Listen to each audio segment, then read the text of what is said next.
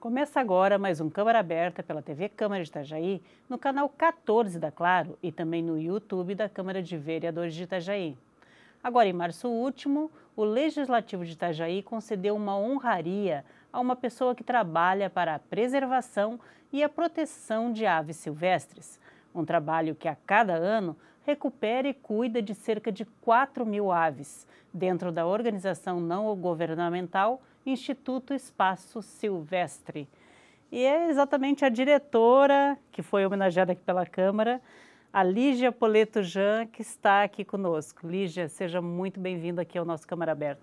Obrigada também a vocês pelo espaço, né? É sempre muito bom poder divulgar a mensagem que a gente tem. Foi agora muito pouquinho, né, que você recebeu essa honraria aqui da Câmara, uma moção que foi proposta, né, pela vereadora Aline Aranha, que tem a causa animal como uma das suas plataformas, né? Ainda está emocionada? Como é que é? Tô, né? É uma coisa muito inesperada para mim. Eu acho que quando começa um trabalho assim, a gente nunca pensa que a mensagem chegue tão longe, né? E ver que ela chegou no lugar onde se toma decisões tão importantes da cidade, né? E ver que o trabalho foi visto aí é muito enriquecedor, assim, né, para o coração. Eu fiquei muito contente mesmo. E a gente até conversava aqui um pouco antes, né, do nosso programa ser gravado, que a gente já se conhece de um bom tempo, né? Eu conheci parte do teu trabalho, uma parte bem pequena, um trabalho lindíssimo, né, na recuperação de aves silvestres vítimas de maus tratos, animais que eu vi lá na ONG, onde era antes, na antiga sede, né? Animais sendo muito bem tratados, recuperando de asa quebrada, recuperando de bicos cortados. Assim, doía o coração de ver o animal naquele estado, mas, ao mesmo tempo, era gratificante saber que tinham pessoas que estavam preocupadas em recuperar aquele animal. Sim, vocês apoiam a gente desde o comecinho mesmo, né? Nessa época era o mantenedouro de fauna e foi logo depois, foi bem nessa fase que eu acabei conhecendo o pessoal do Instituto Espaço Silvestre e que aí eu fiquei apaixonada pelos trabalhos que eles desenvolviam, né? Que eles já estavam fazendo com o projeto do papagaio de peito roxo, e aí foi onde eu decidi fechar o mantenedouro e me dedicar. Aí eu virei presidente do Espaço Silvestre nessa época, foi em 2012. Então foi praticamente quando a gente se encontrou a primeira vez, né, Lígia? E assim, antes esse trabalho era desenvolvido por você de maneira quase heróica, né? Porque era você que mantinha tudo na tua casa, inclusive, Sim, trabalho né? voluntário. Num espaço muito bom, mas que se tornou pequeno, é isso? Aí por isso hoje vocês estão num espaço bem maior em Floripa? Na verdade, assim, como o trabalho era o começo, a gente não tinha quase apoio, né? Era na primeira soltura de papagaios que a gente fez, né? Que onde eu já estava presidente do Espaço Silvestre, a gente tinha apoio, um pequeno apoio da Fundação Boticário, mas todo o restante dos custos não tinha. Então, aí foi pensando nisso por muito tempo. Aí eu fui apoiadora do projeto também, né? E com alguns outros apoiadores pontuais. E em 2000 ficou na minha casa porque realmente a gente não, né, a ONG tem muito pouca verba e tal, sempre tem carência disso, até que em 2019 a gente venceu um edital do Instituto do Meio Ambiente. Olha que bom. Isso, e a gente foi contratado para cuidar do Centro de Triagens de Animais Silvestres, que fica em Florianópolis, no Parque Estadual do Rio Vermelho. E através desse edital a gente... Desculpa te interromper, ali perto, é mais ou menos perto de onde fica o Projeto Tamar? Sim, muito próximo do Tamar. Então, nesse centro de triagem, a gente recebe não somente aves, mas todos os animais silvestres terrestres, né, que são provenientes do tráfico, de atropelamentos, né, de resgates. Então, a Polícia Ambiental, o Instituto do Meio Ambiente, IBAMA, eles fazem esses resgates e levam até esse centro de triagens, onde a gente recebe, faz a análise do animal, né? Então ver se ele precisa de cuidados médicos ou se ele pode já ir para a recuperação ou se é o caso, às vezes, do animal que não tem condições de ser livre, novamente a gente tenta encaminhar para um zoológico e tudo mais, né? Em termos de números, as aves ainda são o maior número de atendimentos dentro do centro de triagem? A grande maioria, em torno de 70% a 80%.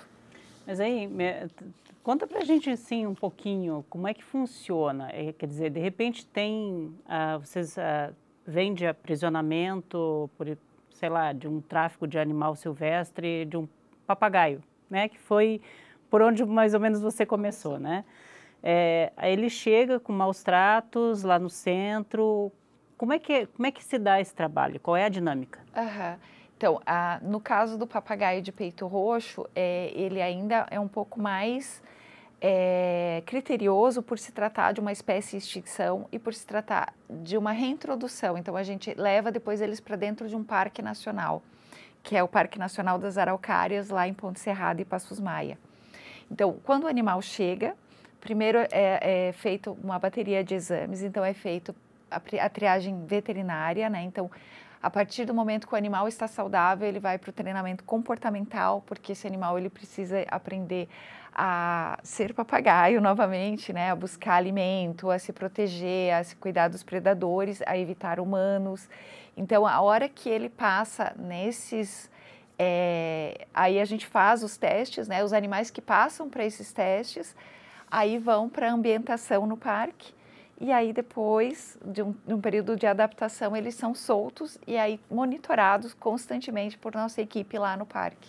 E essa equipe de vocês lá é composta por quantas pessoas, entre veterinários e tratadores? Então, no centro de triagens são 13 pessoas, né? Entre veterinários, os tratadores, a maioria é formada em biologia ou veterinária. Então, é uma equipe bem especializada. A gente tem toda uma rede de pessoas que dão apoio também, de consultores. Então, às vezes, essas pessoas trabalham diariamente no centro de triagens, mas a gente também tem uma rede gigante de pessoas que são experts, né, de cada espécie, que também dão apoios e logísticas. E aí, no Projeto Silvestre, são 5 pessoas trabalhando, que aí é onde o papagaio de peito roxo se encaixa, né? Então, tem são vários projetos que é onde tem. É um projeto menor dentro a parte, do maior. Então, o Projeto Setas, ele é patrocinado pelo Instituto do Meio Ambiente, né? Ele é a verba que vem através desse edital e a gente também capta recursos. Então, nesse projeto, a gente tem essas 13 pessoas. Aí, no Projeto Silvestres, agora a gente recebe verbas de organizações da Alemanha, da França e da Inglaterra, onde são mantidas as despesas dessas solturas, né? Que a gente pega os animais dos setas, leva, solta e faz o monitoramento. Aí o projeto Papagaio de Peito Roxo já é uma pesquisa científica em cima dessa espécie. Nossa, quer dizer, que bom, né? Que bom que vocês conseguem todo esse financiamento, talvez seja pouco, baixo, na medida do trabalho que vocês precisam desenvolver e o custo envolvido nisso. Você tem uma estimativa, assim, de custo anual do tanto que gera todo o trabalho de vocês? Qual o custo? Então, como eu te falei, assim, a gente tem muitos projetos, né? Então, para o Projeto Setas, a gente recebe do governo do estado R$1 milhão por ano. A gente capta mais em torno de uns R$200 mil para a manutenção desse projeto, de captação nossa, parte para ajudar a manter vocês têm, isso também. Nesse projeto, basicamente de R$110 mil por isso, mais ou menos por mês. E a gente tem muito voluntariado, né? A gente tem muitas pessoas que voluntariam, tem muitas pessoas que vão estagiar também conosco, que acaba também sendo um aporte através da mão de obra, mas acaba sendo que ajuda bastante. No projeto dos silvestres, é em torno de R$200 mil por ano. E assim, as pessoas, não, recebe um dinheiro bom, Só que você vai olhar todos os muito custos, pouco. é muito pouco. Se você analisar dessa verba que a gente recebe do Estado, 70% é para manutenção de folha de pagamento, né? Porque são 12 pessoas. E não é porque são super salários, né? São pessoas muito capacitadas que estão ali, né? São pessoas bem especializadas. E realmente, dentro do que a gente pode, é o que a gente pode pagar. Mas 70% do valor vai em custos de mão de obra e impostos, né? E assim, para a gente fechar esse primeiro bloco, mais ou menos qual a capacidade de atendimento que vocês têm hoje? Assim, por exemplo, nós podemos receber, ou nós recebemos geralmente quantos animais terrestres por mês e quantos pássaros? Varia muito, né? Geralmente, em torno de 70% a 80% são aves, de várias, não só pássaros, mas também os psitacídeos ou pássaros mesmo de todas as espécies. E a gente roda em torno de 4.000 animais por ano. Tudo varia, porque, por exemplo, tem a época de temporada de filhotes, aí a gente recebe muitos gambás, né? A gente já recebeu nesse período mais de 1.200 gambás que foram reabilitados, porque são animais que sofrem bastante por conta do impacto humano, né? Impacto humano que impacta sempre e na maior parte das vezes negativamente. A gente tem que fazer um pequeno intervalo. Na volta, a gente continua conversando aqui com a Lígia Poletto Jean, do Instituto Espaço Silvestre. É só um minuto, a gente já volta.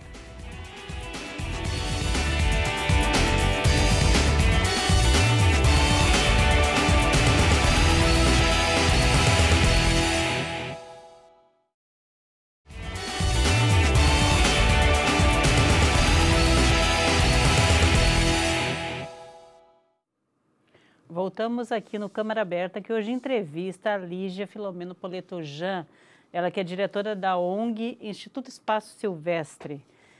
A gente estava conversando, né, Lígia?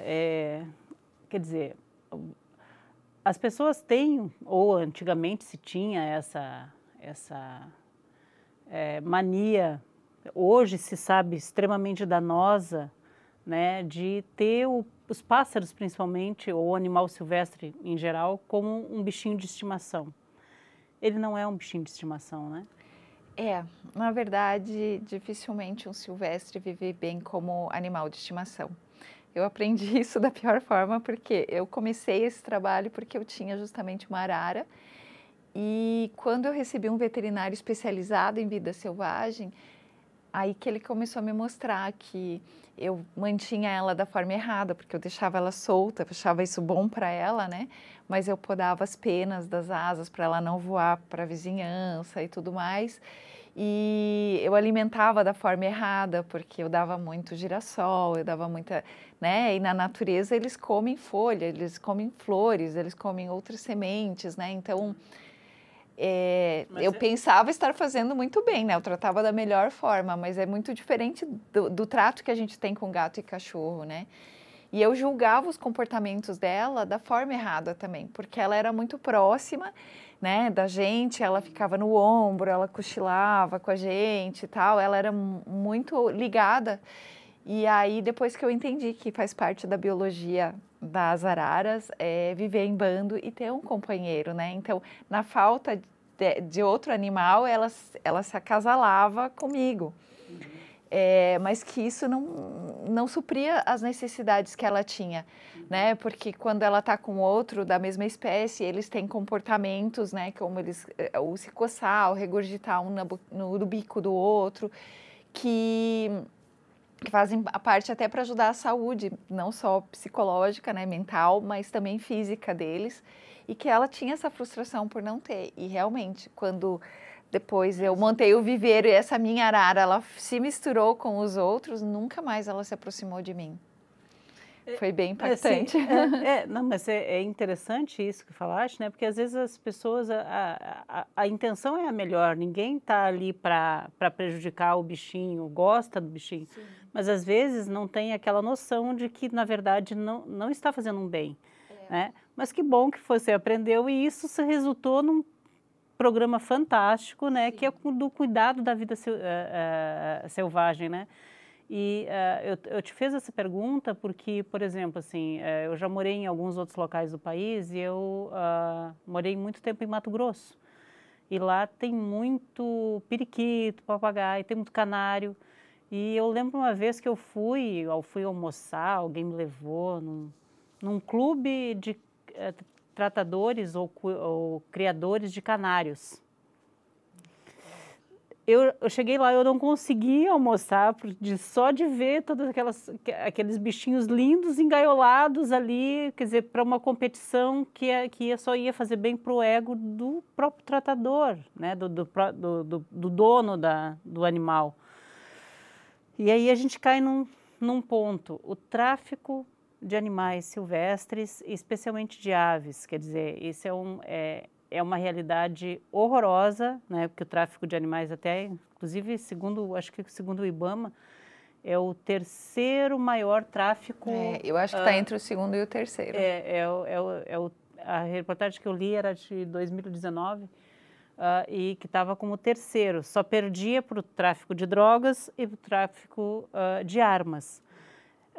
Quer dizer, existe um mercado muito grande funcionando com isso, maltratando esses animais, tirando eles da natureza, né? Isso, e eu até queria fazer um parênteses, porque assim, existe as pessoas que criam comercialmente esses animais silvestres e vendem legalmente, né? E que não é isso o que tanto impacta.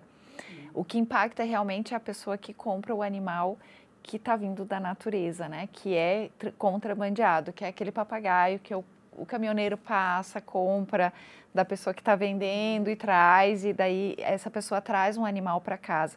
Então, existe muita diferença. Existem animais que são vendidos legalmente e existe o papagaio que vem da natureza. E as pessoas, às vezes, não têm noção, nem que não estão fazendo bem, né? Porque elas pensam que sim, que estão cuidando da forma adequada, porque associam a forma que se cuida de cães e gatos ao que estão cuidando, então estão fazendo de muito bom coração.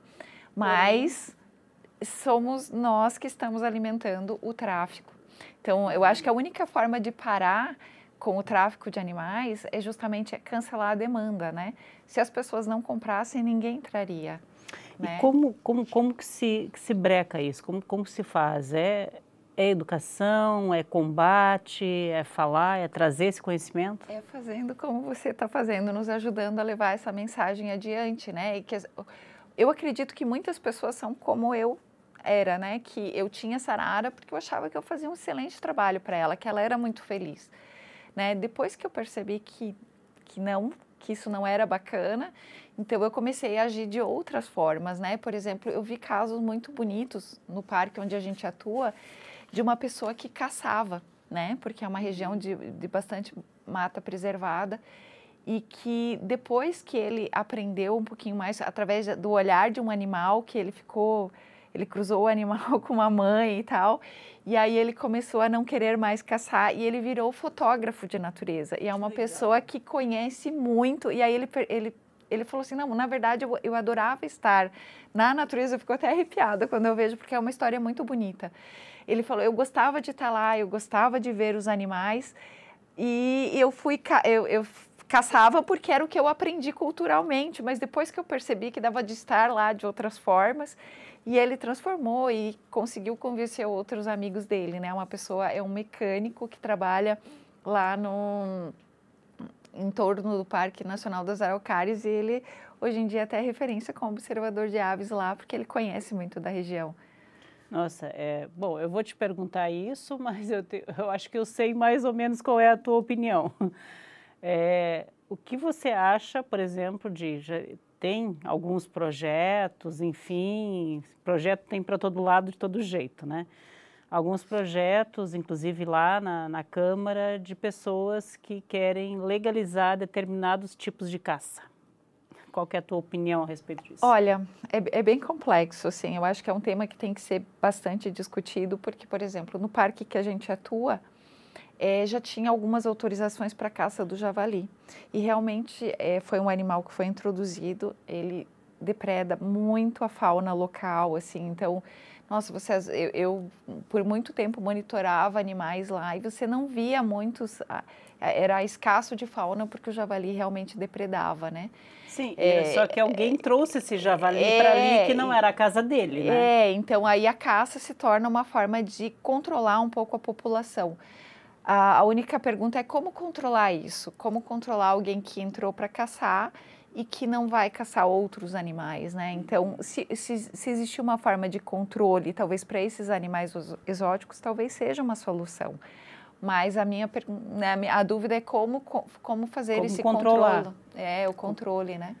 Já é difícil com as equipes que tem. Até uma pergunta que eu quero te fazer. Vocês, as demandas que chegam até a ONG, elas vêm prioritariamente do ICMBio, de apreensões do IBAMA? Sim, a gente só pode receber de órgãos ambientais, né? A maioria dos animais são resgatados ou pela Polícia Ambiental, mas atualmente a maioria pelo Instituto do Meio Ambiente, né, o IMA. Ele que tem feito toda uma rede de parcerias e para poder resgatar esses animais. Nossa, nosso tempo agora no segundo bloco parece que voou. A gente poderia ficar falando um monte aqui. A gente vai fazer mais um pequeno intervalo, mas na volta a gente continua falando sobre esse importante tema que é a preservação não só das aves, né, de todos os animais silvestres. É só um minuto, a gente já volta.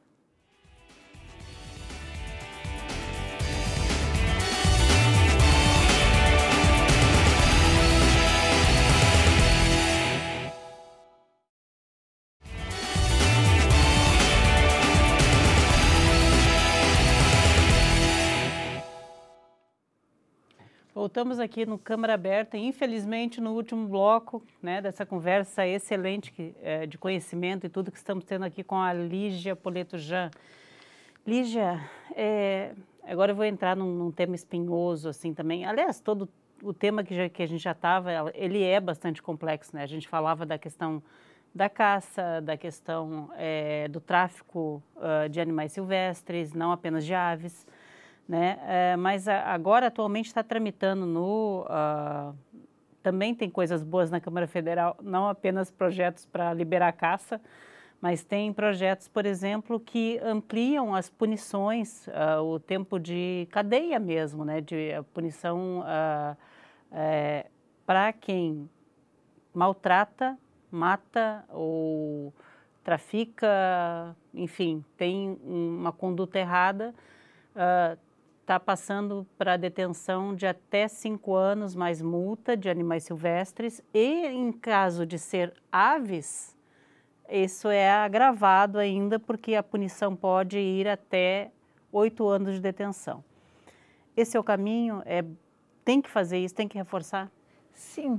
Eu acredito que esse é o caminho, porque às vezes eu vejo muita queixa com relação aos órgãos fiscalizadores, aos órgãos ambientais, mas a gente que trabalha, a gente vê que eles dão o melhor, né, dentro do que tem, né, nem sempre tem verbas ou tudo mais.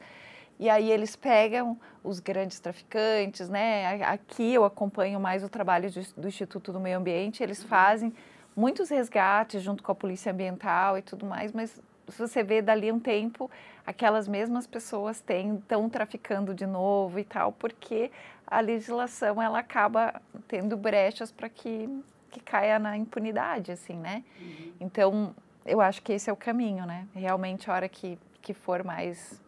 aí a gente está falando assim, né? Tanto de polícias ambientais quanto dos institutos, tanto estadual quanto o Instituto Brasileiro, né, de Meio Ambiente, no caso. Qual que seria um caminho localmente, por exemplo, assim, digamos assim, como é que se reforça é possível as políticas também locais dos municípios, o que poderia ser feito para melhorar o trabalho que já é desenvolvido tanto de combate ao tráfico e aos maus tratos, quanto o comércio ilegal? Qual que é o caminho? Dá para fazer alguma coisa? Tem alguma medida nisso? Eu acho que o trabalho que a gente faz é um trabalho muito de enxugar gelo, né? Uhum. porque não adianta só abrir mais atendimento aos animais e tudo mais se isso continua acontecendo. O ideal é que parasse de acontecer. E eu acho que só acontece quando as pessoas mudam a forma com que elas lidam com os animais. Na hora que eu acho que é a educação ambiental, a gente continuar falando, levando essa mensagem.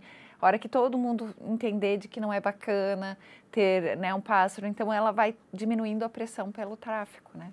Isso é uma coisa, é um trabalho que tem que ser feito todo dia, sempre, e ser reiterado até que vire uma cultura, você não ter o silvestre como um animal de estimação. Eu sou uma pessoa do tempo que fumar era uma coisa muito charmosa e muito bacana.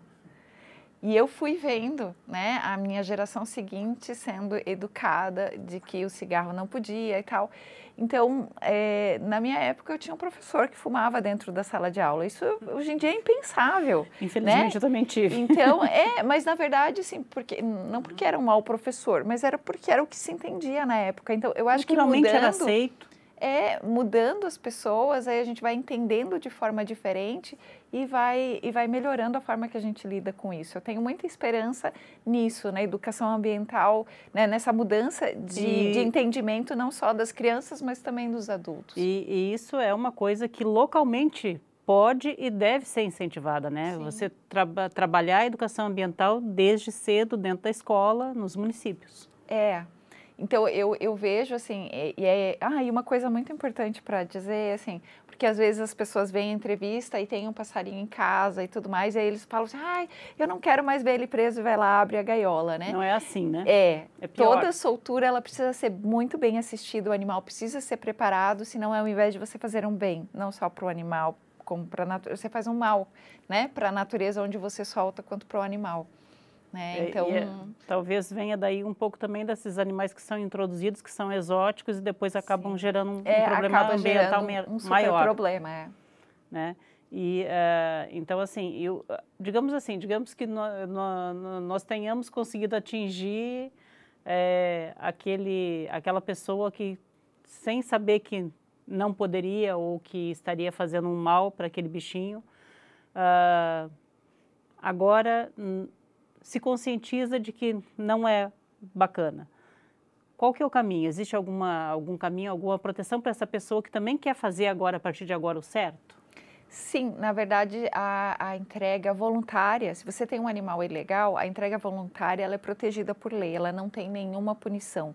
Você tem que ir até um órgão ambiental, né? Até no nosso site a gente tem a lista dos órgãos ambientais, às vezes as pessoas querem nos trazer, a gente não pode receber nenhum animal diretamente, todos eles precisam passar por um órgão ambiental para que venham com documentação, porque tudo que a gente faz é completamente rastreado, né? Então, os animais que a gente recebe, eles são fiscalizados pelos órgãos ambientais. Qual que é o site de vocês? É www.espacosilvestre.org.br. É espaço sem o cedilha. Sem o cedilha, é isso. Então, Lígia, assim, a gente tem um tempinho ainda, eu queria que tu reforçasse, assim, o trabalho que vocês têm lá é gigantesco, né? São muitos projetos sendo tocados, e como é que a gente faz se a gente quiser contribuir, por exemplo, com esse trabalho? Tem muitas formas de contribuir, né? Você pode contribuir doando, né? Tem pessoas que nos ajudam com 50 centavos por mês. E é bacana, ajuda, porque no contexto geral ajuda bastante. Mas eu não tenho essa possibilidade. Realmente, nem todo mundo tem a possibilidade de contribuir financeiramente. Você pode voluntariar, fazer voluntariado nos diversos projetos que a gente tem. Então, tem as vagas abertas. No site, sempre a gente tenta deixar o mais completo possível. Você pode, eu não tenho tempo também, não tenho dinheiro. Entra nas nossas redes sociais, curta, divulga, fala para as pessoas o que tu tá ouvindo ali, as mensagens que tu tá ouvindo, e curtindo, apoiando, divulgando, você também nos dá força, maior alcance até para que a gente consiga buscar mais patrocínios, né? Então, muitos dos nossos patrocínios vêm pelas redes sociais, a gente já fez parcerias muito interessantes, então pode ser um apoiador digital, né? Pode ser o apoiador financeiro, pode ser o voluntário, ou simplesmente de estar lá curtindo, mandando uma mensagem de apoio, isso é importante para a gente também. Às vezes até assim, vamos incentivar, por exemplo, assim, que ele entre lá e leia uma matéria interessante, sim, divulga aquela matéria, diz, não é bacana ter o bichinho em casa, né? Não é bacana para o bichinho, não é bacana para a natureza, porque quanto mais animais, e principalmente os pássaros, né, saem da natureza e são traficados, as pessoas ganham dinheiro com isso, só que eles, assim como as abelhas, né, principalmente os pássaros, assim como as abelhas, eles são muito importantes. Muito Todos têm seu papel ecológico. E, por exemplo, eu falo muito do projeto do papagaio de peito roxo, porque é o nosso projeto mais antigo. A gente percebeu, quando a gente monitorava a comunidade lá, que as pessoas tiravam da natureza, porque passa o pessoal falando assim, eu te pago R$50 por casal de qualquer espécie que você conseguir. E eles vendiam, não é porque eles tinham gosto de ir lá e destruir o meio ambiente, porque eles precisavam de dinheiro. E a gente começou um projeto de geração de renda, de trabalho e renda. A gente começou com um grupo de mulheres, as amigas do Roxinho. É um trabalho muito bacana que continua. Então, elas começaram a ganhar dinheiro produzindo artesanatos com o tema do papagaio de peito roxo, com o tema das araucárias. Então, e aí é infinito, né? Porque o papagaio se tirou, ele estava extinto na região justamente por esse motivo, porque eram retirados da natureza. E agora a gente está mostrando existem formas de ganhar dinheiro com a preservação do meio ambiente, né? Com a conservação. E hoje ainda, né, conforme o IBAMA, inclusive, há 234 espécies de aves, só no Brasil, em extinção. Pensa bem, pensa na variedade para ter 234 espécies ainda ameaçadas de extinção. É um absurdo, um contingente que poderia estar aí. Gente, é lindo, né? Os pássaros são lindos, né? Vamos observar, né? E eles têm o seu papel importante na natureza, né? Por exemplo, o papagaio de peito roxo, ele é um super dispersor da semente da araucária, que é o pinhão. Até mais do que a gralha azul, que é tão conhecida por essa função. Então, ele estando na natureza, ele também serve de alimento para outros animais, ele também é predado, mas ele tem o seu papel lá, né? Ele tem... É tudo um ciclo, né? Então, quando a gente interrompe partes do ciclo, isso acaba revertendo contra a gente também, né? Nossa, olha, Lígia, infelizmente nosso tempo já acabou, mas esteja convidada, por favor, a voltar mais vezes aqui, porque eu acho teu trabalho lindo, magnífico. Ainda quero ir lá fazer outra reportagem, porque... Vai ser bem-vinda. Olha, é um trabalho belíssimo. Muito obrigada pela tua participação aqui, viu? Obrigada. Obrigada pelo espaço e eu espero que as pessoas entrem no nosso site e curtam bastante tudo que a gente tem lá para mostrar. Com certeza, vamos curtir. E obrigada a você também que nos assiste. Faça também no nosso site, entre lá, se inscreva, curta os nossos vídeos, divulgue também os nossos programas. E até o próximo Câmara Aberta, aqui pela TV Câmara de Itajaí, no canal 14 da Claro e também no YouTube da Câmara de Vereadores de Itajaí.